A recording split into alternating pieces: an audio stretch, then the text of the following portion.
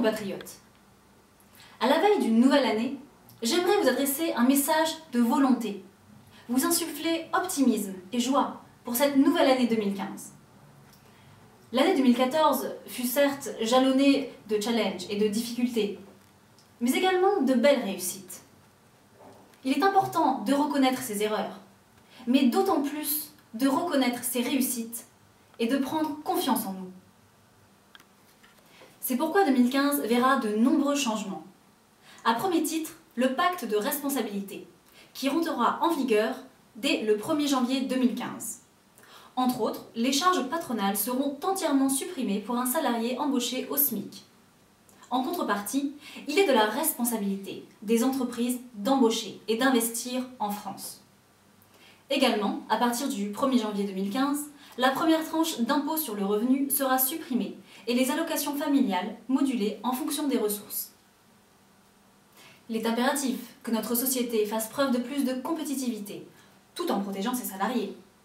La loi pour la croissance et l'activité, présentée par Emmanuel Macron en janvier 2015, porte le projet d'une société plus souple, visant à libérer les initiatives, à casser les rentes, à développer l'emploi, à simplifier la vie des entreprises.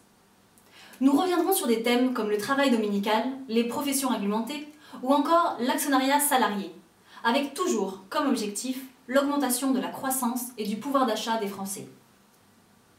Une des mesures phares sur lesquelles je m'étais engagée sera mise en application dès 2015, à savoir le dispositif de pénibilité au travail pour le calcul des droits à la retraite. Car il est important de reconnaître les efforts physiques que certains fournissent quotidiennement et de les rétribuer justement en fonction de leurs conditions de travail. Toujours dans une optique de lutte contre les discriminations, les droits de la femme seront également à l'honneur. Plusieurs réformes prévues par la loi pour l'égalité réelle entre hommes et femmes entreront en vigueur dès 2015. Cette loi vise à limiter et faire disparaître les discriminations contre les femmes, notamment dans le monde professionnel, où les femmes sont payées en moyenne 25% de moins que les hommes et sont sous-représentées dans les conseils d'administration. Parmi toutes les mesures mises en place, on peut citer la réforme du congé parental, dans le but d'inciter les pères à prendre eux aussi du temps sur leur vie professionnelle pour s'occuper de leurs jeunes enfants et ainsi rééquilibrer les rôles domestiques. Par ailleurs, le service civique sera élargi. L'engagement des jeunes est une force pour notre société, une chance de former une jeunesse plus ouverte, plus solidaire. À terme, mon ambition est de raccourcir ce service civique, de le rendre bénévole afin d'atteindre 100 000 contrats d'ici 2017. Ainsi, 2015 verra de nombreux changements et sera riche en débats et en innovations.